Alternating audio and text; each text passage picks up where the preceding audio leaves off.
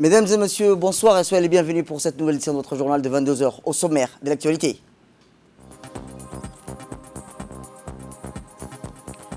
À la une dans l'actualité nationale, remaniement ministériel.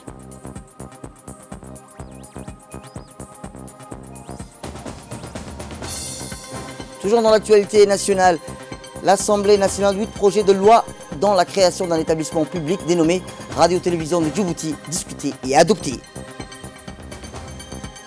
Et enfin dans l'actualité internationale, continentale, la coulée de lave du volcan Nyiragongo s'est arrêtée à la ville de Goma, épargnée. C'était les titres, merci si vous nous rejoignez. Un remaniement ministériel important dans la mesure où il compte 6 femmes en son sein, ce qui est une première à Djibouti. Nous reviendrons donc sur l'analyse de ce nouveau gouvernement. Mais avant tout, voici la composition de ce nouveau gouvernement avec le secrétaire général du gouvernement par intérim.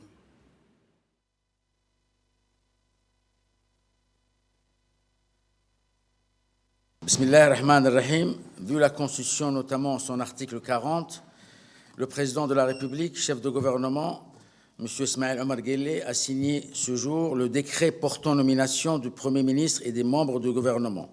Aussi, j'ai le grand honneur de vous annoncer la liste de la composition de la nouvelle équipe gouvernementale. Article 1. Le gouvernement est composé ainsi. Premier ministre, M. Abdelkader Kamel Mohamed.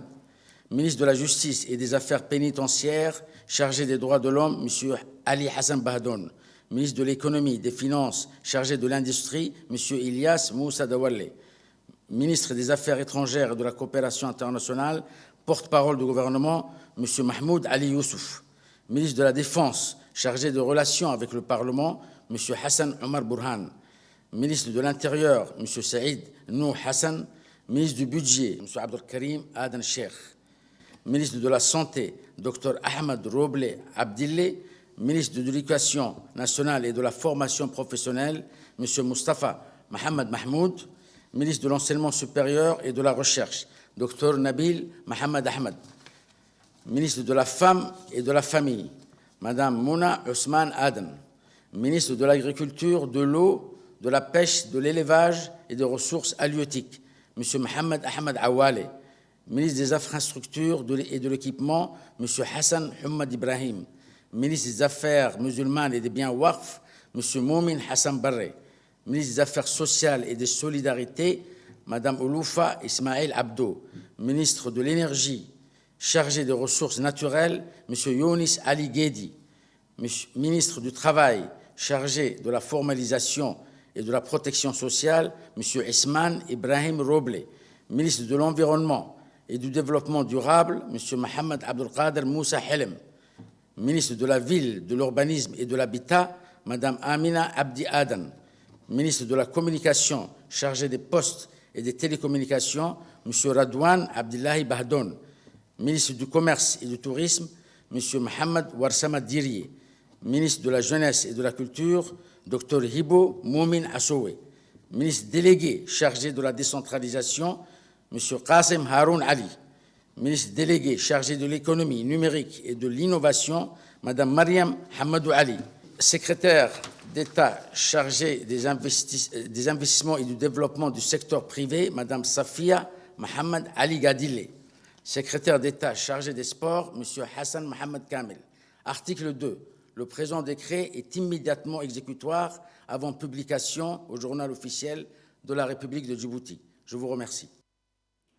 Eh bien, voici la grande nouveauté et très attendue de ce nouveau gouvernement. Pour nous en parler, nous avons avec nous Ahmed. Bonsoir Ahmed.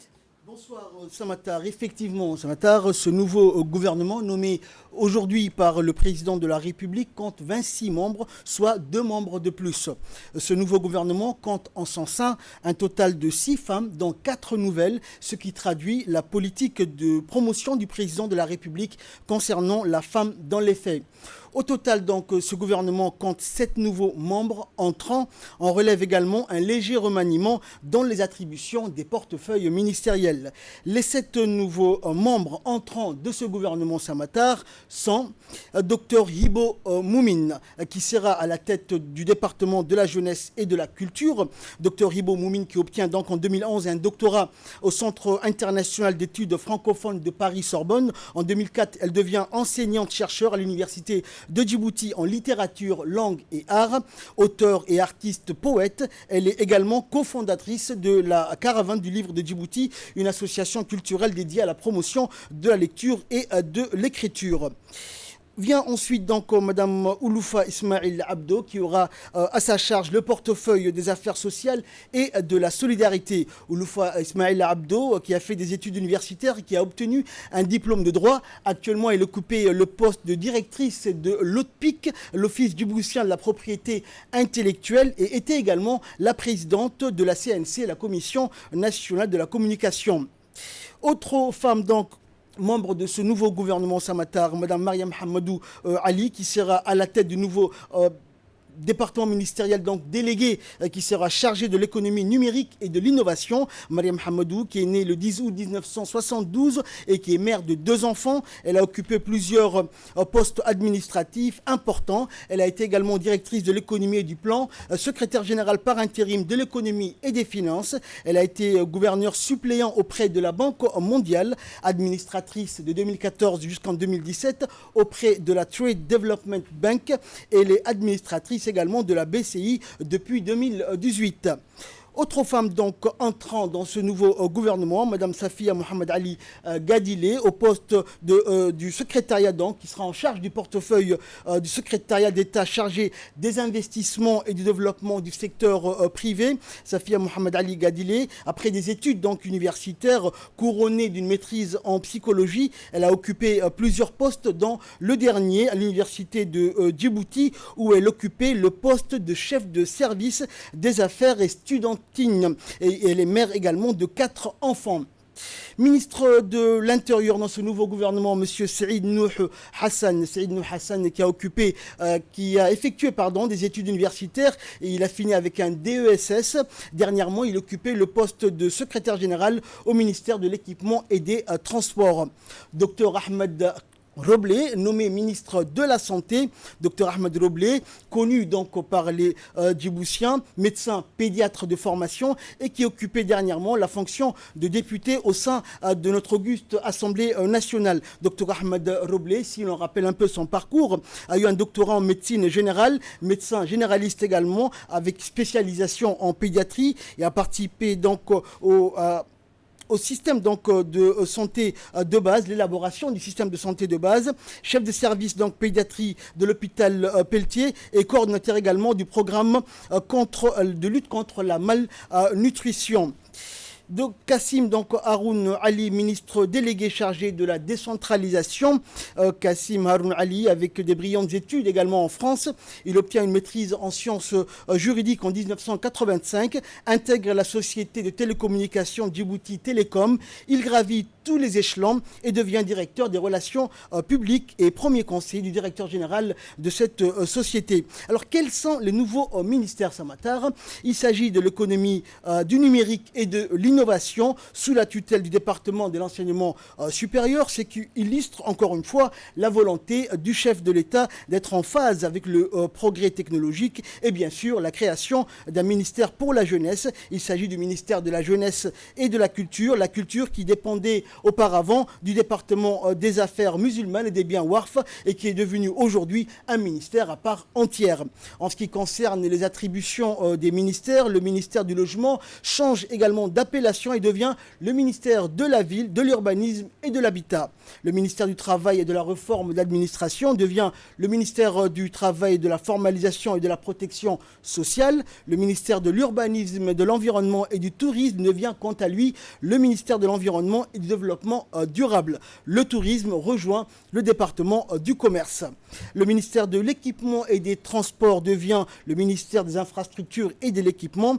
Et enfin, Samatar, le ministère auprès de la présidence chargé des investissements change lui aussi d'appellation et devient le secrétariat d'État aux investissements et au développement du secteur privé. Un choix judicieux donc lorsqu'on sait que le secteur privé est un des principaux leviers de la croissance économique de notre pays, Samatar. Merci Ahmed, voilà ce qu'on peut retenir sur ce nouveau gouvernement. Nous reviendrons sur nos prochaines éditions en plus de détails. Merci Ahmed et bonne soirée à vous. Autre actualité nationale, sous la présidence de M. Mohamed Al-Ahmed, la deuxième séance publique de la seconde session ordinaire de l'année 2021 de l'Assemblée nationale s'est tenue aujourd'hui dans l'hémicycle du Parlement.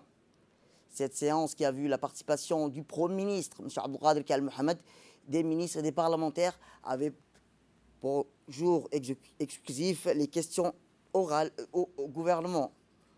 L'agenda concernant l'examen des 8 normes suivant sur le fond des discussions et les principaux thématiques soulevées lors du débat imprégnant l'analyse et l'heure du jour ont concerné la santé financière du secteur et l'obligation de reddition des comptes des établissements, sociétés publiques, les défis posés, les acquis observés, les domaines des télécommunications, de l'audiovisuel, de l'énergie, des infrastructures, des transports, du libre entrepreneuriat, la priorisation des ressources humaines et nationales et les agréments des diffuseurs à privés. Eh bien, lors de cette séance publique de la seconde session pour l'année 2021 de l'Assemblée nationale, le président de l'Assemblée nationale, M. Mohamed Al-Ahmed, a rendu hommage au défunt député, le regretté Ali Cheikh Burhan, président du groupe FRUD, sur les bancs de l'hémicycle national. Écoutons-le. La séance est ouverte. Monsieur le Premier ministre, Mesdames et Messieurs les ministres, Mesdames et Messieurs les députés, Mesdames et Messieurs, je vous souhaite à tous la bienvenue à la seconde séance publique de l'année 2021 que l'Assemblée nationale organise ce lundi 24 mai après une longue période durant laquelle la Covid a bénéficié d'un regain au niveau national et dans cette récente période malheureuse, nous avons perdu nombre de nos compatriotes dont certains ont servi le peuple comme législateurs. Dernièrement, l'Assemblée nationale a perdu notre regretté collègue, le président du groupe parlementaire FRUD, l'honorable Ali Cheikh Burhan, qui a toujours occupé ses fonctions avec passion et conviction. Nous prions Allah Azza wa Jal de l'accepter dans son paradis éternel et vous demande d'observer une minute de silence en sa mémoire et de lire la Fatiha.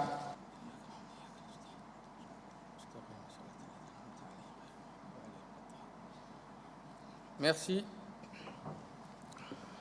Nous ne serons passés sous silence le drame que vit actuellement le foyer de l'un des lieux saints de l'islam, Al-Quds. J'ai saisi donc l'occasion de cette plénière pour réitérer la dénonciation des crimes abjects qu'Israël ne cesse de perpétrer lâchement et impunément contre le peuple palestinien. C'est un véritable génocide. Nous appelons à la concrétisation de la position de la Ligue arabe, une résolution en faveur du droit de nos frères et sœurs palestiniens à jouir dans la paix et la dignité de leur État. C'est ici doit passer aujourd'hui plus qu'hier par une réaction unanime de l'humanité pour dire halte à Israël, ainsi que par la détermination de la communauté internationale à soutenir le compromis de deux peuples, de deux États, dont le non-respect serait sanctionné par de réelles sanctions imposées par les Nations Unies. J'implore Allah, avant ma mort, de voir un État indépendant de la Palestine avec pour capitale Jérusalem-Est, Inch'Allah. Eh bien, avant l'adoption, les différents projets de l'ordre du jour de la séance ont donné à des échanges intenses entre les parlementaires et les membres du gouvernement. C'est sous suivant ensemble une partie des questions posées par les parlementaires. C'est le projet d'infrastructure, la création d'un central électrique, la création d'un établissement dénommé la radio-télévision de Djibouti. À transférer une partie de ses services générateurs de recettes à la société Air Djibouti, alors que la société est subventionnée par l'État. Monsieur le ministre, est-ce que les indemnités de licenciement des agents transférés à Air Djibouti ont été régularisées par l'AID? Enfin, peut-on savoir combien des actions l'aéroport détient-il sur la compagnie Air Djibouti? C'est un nouveau prêt qui va davantage consolider l'endettement du pays et comment l'ancien financement a été utilisé, dizaines de milliards, c'est déjà énorme. Le ministère de l'Énergie doit revoir leur copie et cesser de proposer des prêts qui vont porter un préjudice irréversible au développement de notre économie. Je voudrais souligner notre inquiétude qui est tout à fait légitime pour la mise en œuvre d'une centrale énergétique dans une zone géographique à vocation agricole. Avez-vous réalisé une étude d'impact environnemental? Pourquoi les produits nationaux, à savoir les pièces de théâtre, le téléfilm, les sketchs qui sont en langue française, ne passent pas à la chaîne 1? Les informations diffusées sur les réseaux sociaux via Djibouti, IDAO, JibLive ont-elles un agrément ou une accréditation de la RTD? Est-ce que c'est une branche de la RTD ou est-elle autorisée par une autorité du ministère de la Communication? Nous constatons une résurgence des phénomènes tribalistes et appels à la haine tribale sur les réseaux sociaux.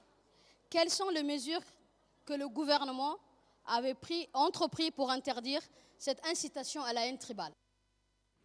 Eh bien, les membres du gouvernement, interpellés par les parlementaires sur le projet de loi à l'ordre du jour, ont répondu aux questions des parlementaires. Une énergie abondante, une indépendance énergétique et une production propre au Djibouti.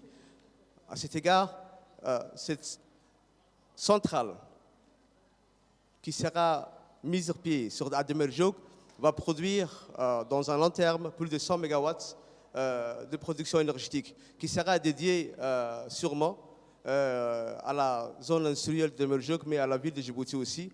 C'est vrai que ces prêts n'est pas les premiers, mais c'est un cofinancement. C'est un cofinancement du FAO saoudien et du fonds koweïtien. Donc ce sont deux financements qui se sont ajoutés. Le premier financement a été déjà fait l'objet du projet et a été transmis à l'Assemblée nationale. Et aujourd'hui, c'est le deuxième projet de prêt qui est soumis à votre approbation, mesdames et messieurs les députés. La zone de Demerjoug est agricole. On le sait très bien, mais je peux vous affirmer et confirmer qu'avant tout projet, une étude d'impact environnemental est nécessaire et faite sur place. Et ce projet qui a été mis sur place et des études ont été faites depuis 2017, je peux vous assurer que l'étude d'impact environnemental a été déjà faite et a fait l'objet de l'aval du ministère de l'Environnement. Pour ce qui est donc des différents médias qui existent, je pense qu'aujourd'hui, le paysage médiatique est très large partout dans le monde et il y a différents supports. La RTD est un support, mais aussi elle utilise le support Internet. Et les autres aussi médias qui diffusent de l'information, soit en direct, soit en différé, sont là. Et je pense que tout le monde y a sa place. Donc après, c'est que tous ces gens-là travaillent en bonne intelligence et que c'est vraiment l'information et rien que l'information qui puisse être diffusée auprès de populations. Pour ce qui concerne donc la lutte contre ce fléau qu'est la haine et la médisance, je pense que le gouvernement a fait beaucoup. Il y a des textes qui ont été pris dans ce sens-là par le ministère chargé de l'information. Et c'est quelque chose, c'est un combat qui doit être vraiment mené par tout le monde, pas uniquement par le gouvernement et le ministère en charge de la communication, mais par tous les Djiboutiens, quel que soit l'emplacement et le support médiatique qu'ils utilisent. Autre actualité dans ces 22 heures, c'est aussi le ministre de la Défense chargé des relations avec le Parlement, M. Hassan Omar Mohamed, qui a procédé aujourd'hui au concert Ousmane à la cérémonie des récompenses de l'équipe de football féminin des forces armées djiboutiennes. En effet, rappelons, le vendredi 22 mai a eu lieu au stade Goulet de la finale du championnat national de football féminin qui opposait l'équipe de la garde républicaine à celle des forces armées djiboutiennes. Cette finale a été remportée par l'équipe de la garde républicaine sur un score de 2-1. Arrivé en deuxième place, ce petit jeune a été organisé en l'honneur pour remonter le moral. À son arrivée au concert Ousmane, le ministre de la Défense chargé des relations avec le Parlement, Hassan Omar Mohamed, a été accueilli par le chef d'état-major général des armées, le général de corps armé Zakaria Cheikh Ibrahim. Ensemble, ils ont procédé à la revue des troupes.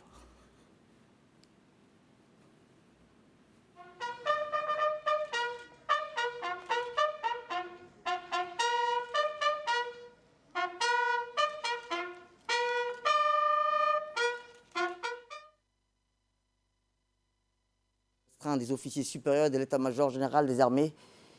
Toujours dans le cadre de la lutte contre la Covid-19, les gestes barrières ont été scrupuleusement respectés, à savoir le lavage des mains, l'entrée des bâtiments, le port obligatoire des masques à la distanciation sociale. À titre de rappel, ce championnat de football a été remporté lors des 6 dernières saisons par l'équipe de football féminin des forces armées djiboutiennes. Puis s'en est suivi, une fois la revue effectuée, Hassan Omar Mohamed, le ministre de la Défense, chargé des relations avec le Parlement, accompagné du général Zakaria Cher Ibrahim, ont procédé ensemble à la remise des récompenses. Cette récompense s'est présentée sous forme de récompense financière et d'une promotion au grade supérieur. Puis s'en suivait un petit déjeuner copieux organisé en l'honneur de l'équipe féminine de football pour leur remonter le moral. La troupe Harbi n'a pas manqué d'animer ce petit déjeuner copieux par des chants et des danses folkloriques.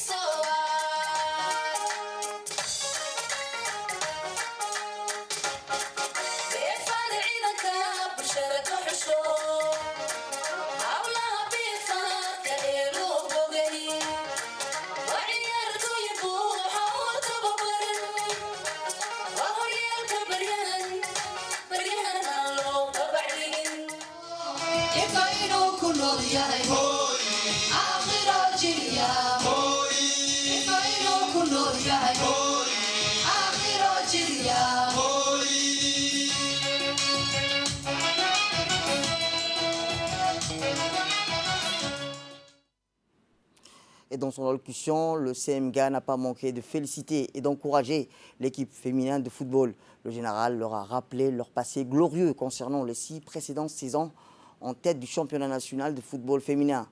Le général Zakaria Cher Ibrahim les a exhortés de continuer dans ce sens et ne pas laisser le désespoir prendre le dessus.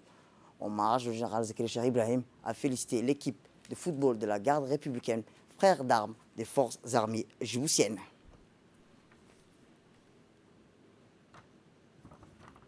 Autre actualité nationale, éducation cette fois-ci, où quelques 11 223 élèves du 5e année composent aujourd'hui l'évaluation certificative du fin de cycle 2, plus communément appelé OTI, du 5e année, dans quelques 70 centres d'examen répartis sur l'ensemble du pays. À cette occasion, le secrétaire général du MENFOM, M. Mohamed Abdallah Mayoub, a effectué une tournée d'inspection et de supervision dans plusieurs centres d'examen de la capitale. Le secrétaire général a été accompagné dans son déplacement de ses proches collaborateurs, du directeur général de l'enseignement, des différents cadres et des responsables du département. La délégation s'est rendue successivement dans les écoles de 3 communes de la capitale. À chacune des étapes de sa visite, le secrétaire général s'est longuement entretenu avec les responsables pédagogiques, les chefs coutumiers, les chefs de centre plutôt, pour s'enquérir du bon déroulement des épreuves. Il a pris acte de l'organisation matérielle parfaitement huilée et la présence effective de l'ensemble des personnels déployés dans le centre d'examen conformément au plan d'organisation. Les constats qu'il a faits sont différentes qualités préparative de l'organisation de ces épreuves. Notons enfin que la correction copieuse est saisie et notée débuteront dès demain et aboutiront sur la proclamation des résultats qui sera vers le 10 juin 2021. Et dans l'actualité internationale, une coulée de lave provenant de l'éruption de Mont Nyiragongo s'est arrêtée dimanche matin à quelques centaines de mètres limite de la ville de Goma, dans l'est de la République démocratique du Congo. L'entrée en activité du volcan avait provoqué des scènes de panique et avait incité plusieurs milliers de personnes à fuir vers la frontière avec le Rwanda. Le bilan provisoire fait état de 15 tués qui fuyaient l'éruption, 9 dans un accident à la circulation, 4 à la prison centrale de Muzembe où ils voulaient s'évader. Une dizaine de petits séismes ont été par ailleurs ressentis depuis l'aube. L'UNICEF et le Fonds des Nations Unies pour l'enfance ont annoncé 150 enfants ont été séparés de leur famille lors de l'évacuation de Goma. L'agence onusienne craint que plus de 170 autres ne soient disparus. C'est la fin de cette édition. Merci à vous de nous avoir suivis. Restez avec nous pour la suite de notre programme télévisé.